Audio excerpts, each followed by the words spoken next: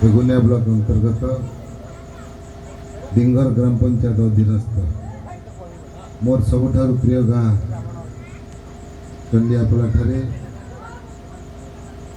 अबुला भाई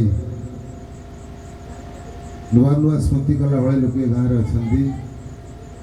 आ भितर अन्यतम बाबुला भाई गोटे कार्यक्रम करिसेंती तार मुरई मान को आग धाड़ी व्यक्ति विशेष मंचर संबर्धित करिसेंती एवं प्रभु श्री साईनाथंकर एक भजन समारोह आयोजन कर मंचरे उपस्थित थिबा बाबुला भाई समेत अखी भाई अच्छा रमेश अच्छी भाई मोर अच्छा मौसी अच्छा कटक रु आसी प्रभु श्री साई बाबा भजन कीर्तन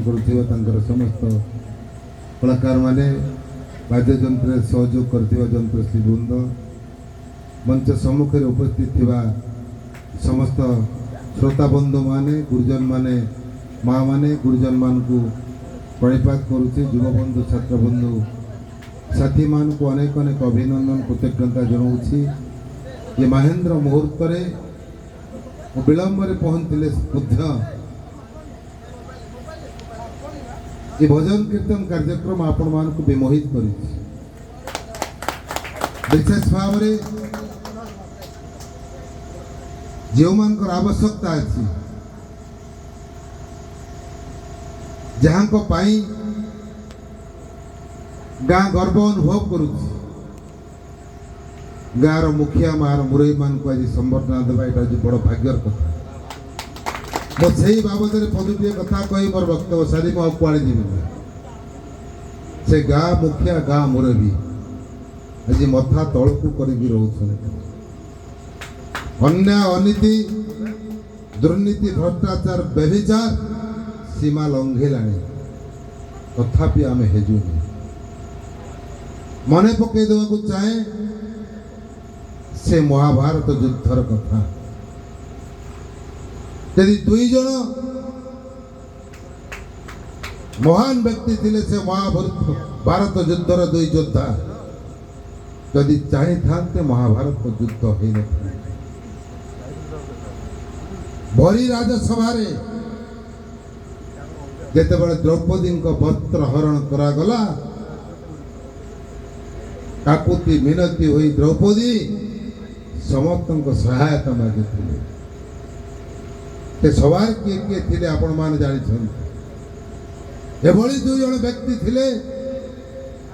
जदि से टिके मुंड ऊपर को करिथांते ताले महाभारत युद्ध ही न थांता पितामह भीष्म गुरु द्रोण तांकोटु विद्वान तांकोटु योद्धा ये विश्व रे कहीं नथिले से जदि कही थांते तांको भितर किए भी जणे हे दुशासन कुलपदु द्रौपदी तू भरी राजसभा पत्र हरण करि पारिबु नाही साहस नथिला दुर्योधन दुशासन पितामह भीष्म हो कि कुलगुरु द्रोणाचार्य हो तांको जवाब देवा पाए कौन से दुई जन कले मुंड पोति की बसिले द्रौपदी वस्त्र हरण करागला जो प्रतिज्ञा कले पांडव रक्त नदी छुटिला महाभारत युद्ध निवेदन करुच्ची बाबुला भाई जो काम कर गाँव मुरबी मान को सम्मानित कर मुरई मान को आगू आने को प्रयास कर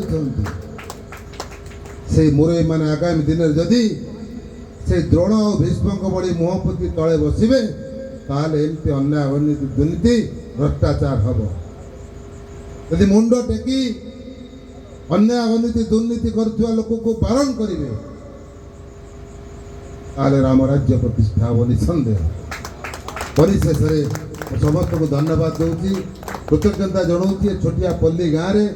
आपण मान उपस्थिति मोर समस्त कलाकार मानू एवं साई बाबा भजन संध्यार जो बंधु मैंने अच्छा समस्त को मो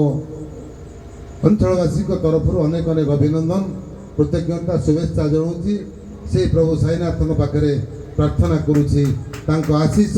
सदा सर्वदा ग्राम सहित आपण मान को मिलू ये आशा रखी मोर वक्तव्य समापन करुँची। वंदे उत्कल जय।